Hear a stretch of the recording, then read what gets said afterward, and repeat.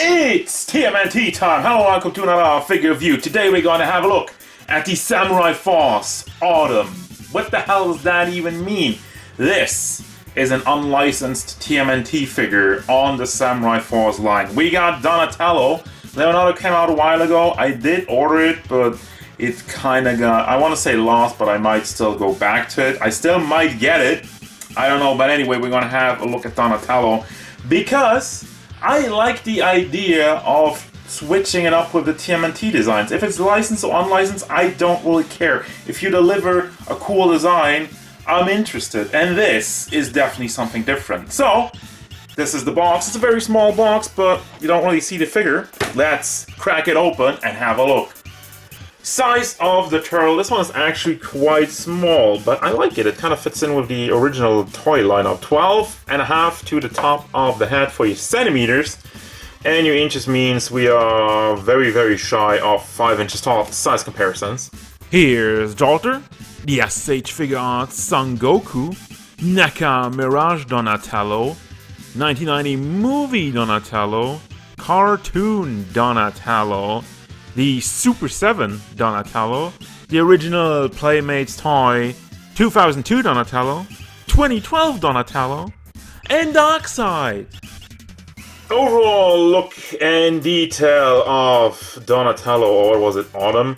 I'm in love. I'm in love with this vision, with this idea. Because as somebody who's grown up loving TMNT and now being like in his 30s, I would really love to see a version of the Turtles in like movie or whatnot that's a lot darker. Really bringing it back to the comic books because the comic book is darker.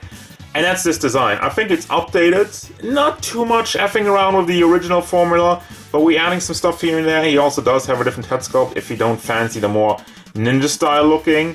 But there's a lot to unpack here. So going back to the face sculpt, as I was saying, it does look dark. I don't really know why the eyes are yellow, but I like that they're glossy. And you can see there's a lot of detail in his reptilian skin. And even like the bandage. And the other thing is like, yes, this figure is chock full of shading.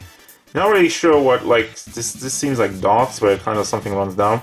Some of the shading might be a little bit random, but most of it is good. And I think most of it really brings together this darker, grittier, dirtier look, especially in the shell. You got the belt buckle and everything that's painted on here looks really clean, like the small dots and whole bunch of detail in the back, you know, like a whole bunch of machinery going on.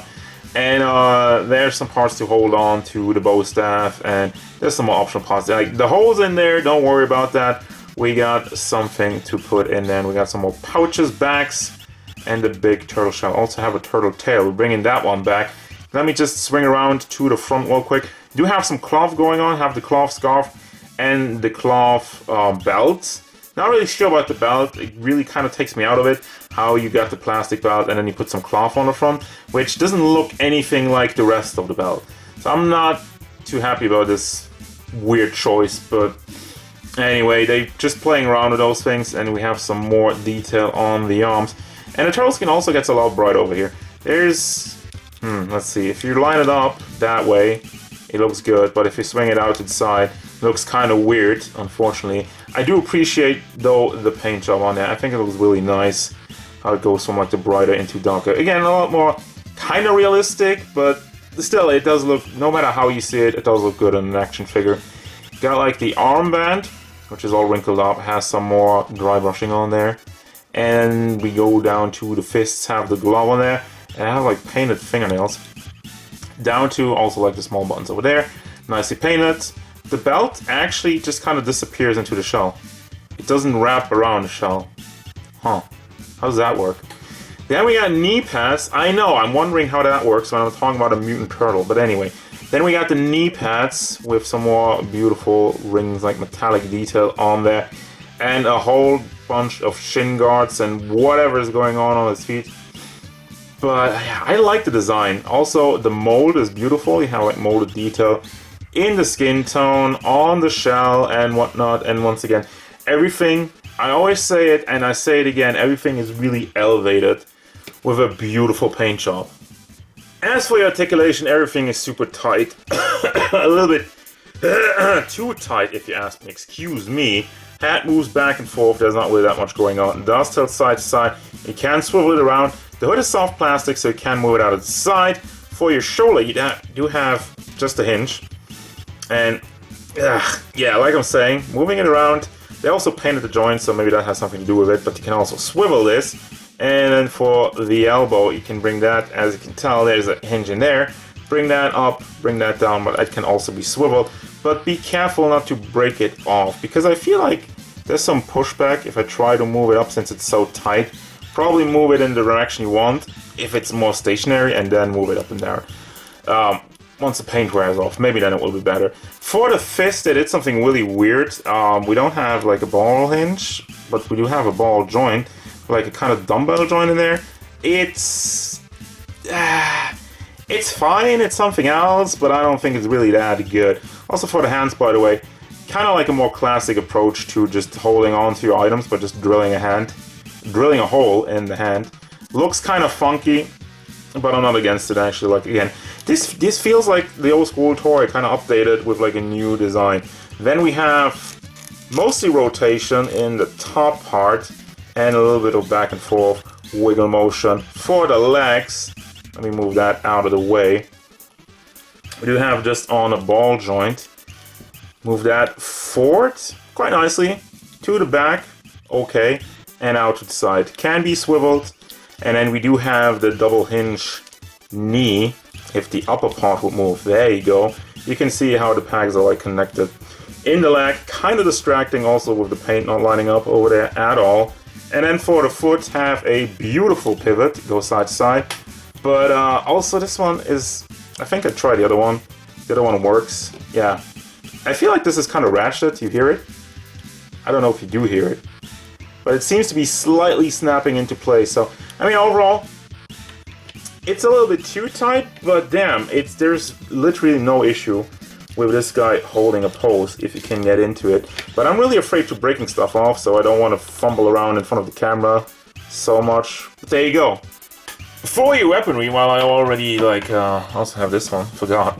But I already attached this weird thing over here just because I wanted to try it out. You can take this off. At first I was wondering what the hell this even is, but wraps around the thigh and you can attach your grenades to it. And then we have a pointy finger for your hands, which is slightly open.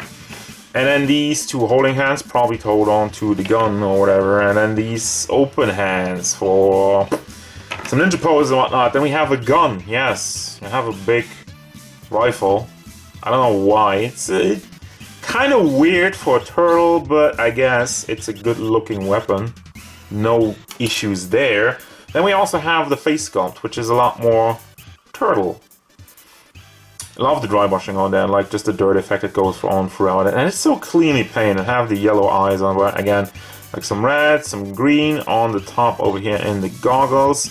And it wraps around all around his head. And then we got the wheel cloth bandana, which unfortunately doesn't have any wire on it.